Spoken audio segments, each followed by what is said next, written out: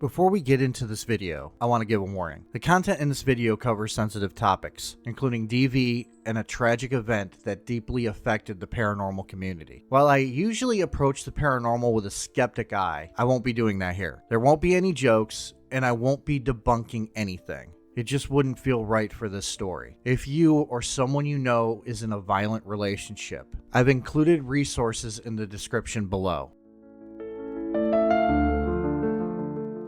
And stuff. Well, you guys know, no whispering. Yeah. You know. Yeah, nobody here is new except for, I'm sorry, what's your name? Eric. Eric. But you've done, it's not his first rodeo, Yeah. so we're So, and you'll see how we work it. So we're not gonna go through, how we do what we do. But I'm ready to go. Yeah, I am too.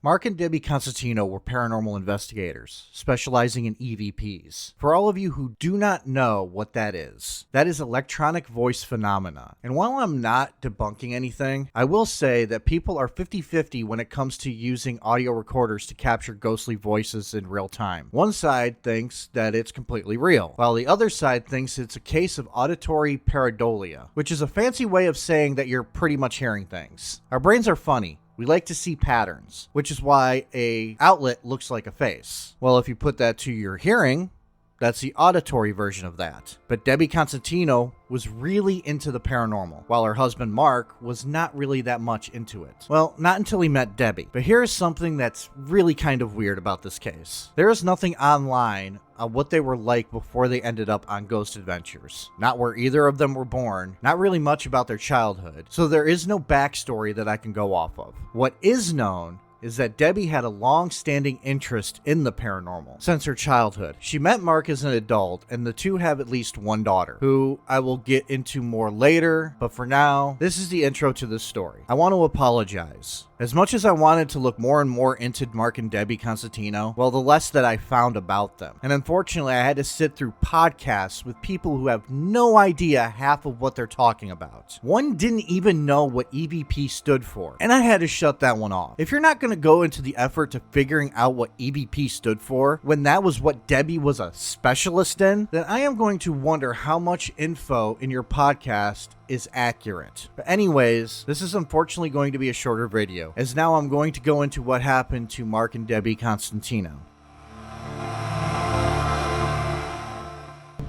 I don't know what the little gadget's called on the phone where the words come up. Oh, it's the spirit box of the, or not spirit box. Ghost radar, Yeah. there's one that Bill Chappell makes, the, Right. Well, Yeah. that came up with the name Harry right about the same time they manipulated my voice into the word Harry. And she was actually saying Aaron. And it sounded like Harry. And it sounded nothing like Debbie's voice. And then the girl goes, oh my gosh. And she showed everybody, I just got the name Harry on the thing. So, yeah, so it was kind of interesting. Yeah. And there was a guy named John. John was crushed down the area we were in by door 13. Asked for John, but the one that's been coming in the clearest has been Harry.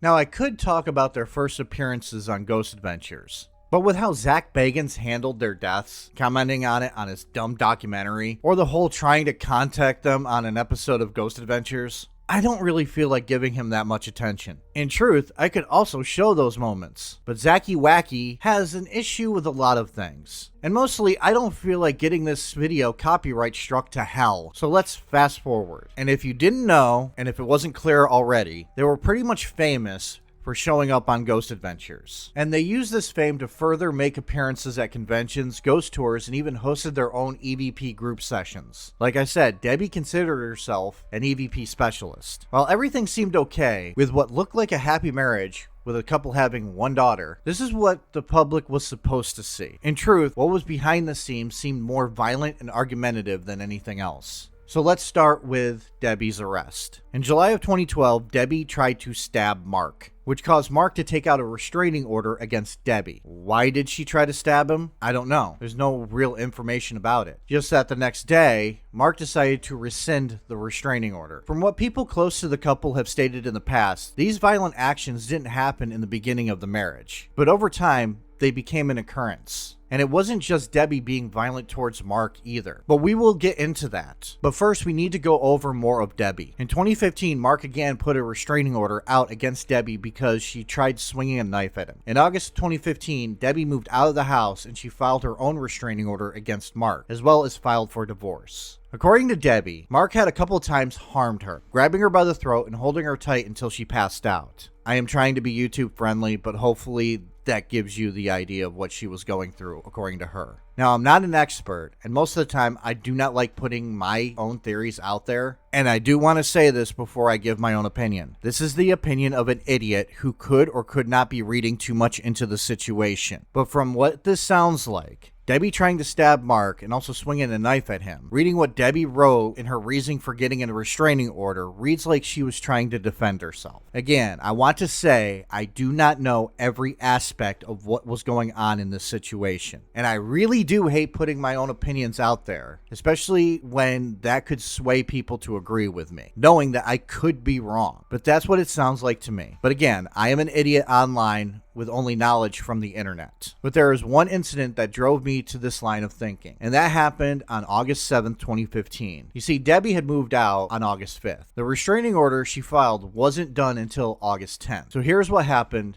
on August 7th. Debbie got a call from Mark saying that her dog had gotten out. So Debbie and a friend drove to the property. Now here comes the point where I introduce you to the Constantino's completely insane daughter, Raquel. According to sources, Raquel ripped open the car door and attacked Debbie's friend, while Mark pulled Debbie out of the car and dragged her inside. And I really don't want to talk about this, but it is important, so I'm going to attempt to make this brief. According to Debbie, before the police arrived, Mark hurt her and threatened to slit her throat. And Raquel also did the same things, also harming her mother. And the thing about Raquel, and I'm going to mention this here because honestly, I don't want to talk about this. She is a steaming pile of dog feces, in my opinion. She takes her father's side with everything. After what happened, she claims her mother is burning in hell while her father is watching over her in heaven. Sorry for the spoiler, but this woman is a horrible human being. Mark and Raquel ended up getting arrested on the same charges. Those charges being domestic battery, kidnapping, and domestic battery was something I cannot say on YouTube, but involves the neck. Debbie was able to get a restraining order against both. In the divorce complaint filed on August 10th, Debbie requested that she claim sole custody of the business they were both a part of,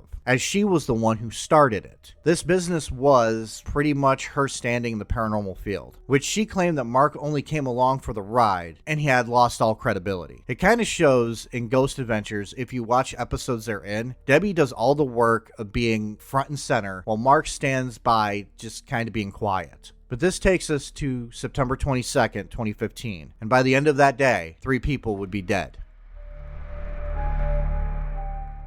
Is that a train? It sounds like almost like a gurney rolling. Well, there is a train that goes by, just so you know. Do you hear that? I do hear it. It's like a vibration. It almost sounds like something rolling down a hallway.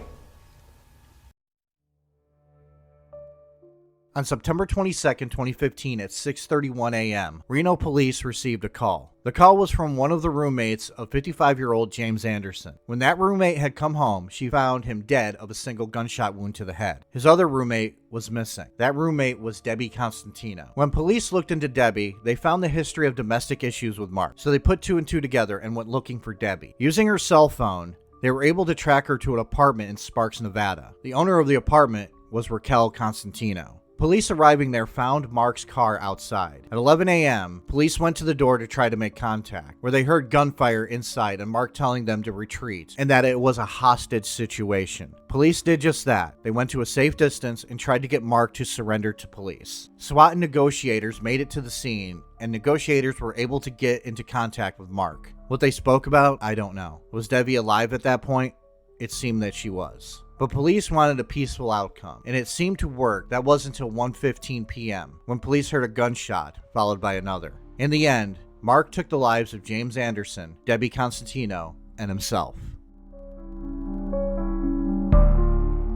But also what's really interesting is we do have a train that runs by our house, not to where we hear it, but they've said, oh, look at the train is coming, look at the train. Yeah. And it's something, I think it vibrates the ground or something, or it's kind of shocking to them to where they do pick up on it. Yeah. This incident had an effect on a lot of people, because Debby Constantino was pretty beloved in the paranormal community, and the paranormal community mourned her. As stated before, Ghost Adventures tried to honor her by dedicating an episode to her called The Screaming Room. They went back to the Washoe Club to try to make contact with both Mark and Debby, which in my opinion is pretty tasteless. Raquel ended up going to jail for what she did, and honestly, I don't care to look up her sentence or anything about her. This daddy's girl helped harm her mother and also took his side. She lost both her parents and only mourns one. Which I'm going to say this. Mark had a choice to not do this. He had a choice to go to live his life in peace. But he took Debbie's life. He took James Anderson's life. I do not have any ounce of sympathy for Mark. He wasn't possessed by demons like some paranormal enthusiasts and surprisingly his own family want to claim. He was a man who didn't want to let go of the fame that he had been given by being around his own wife.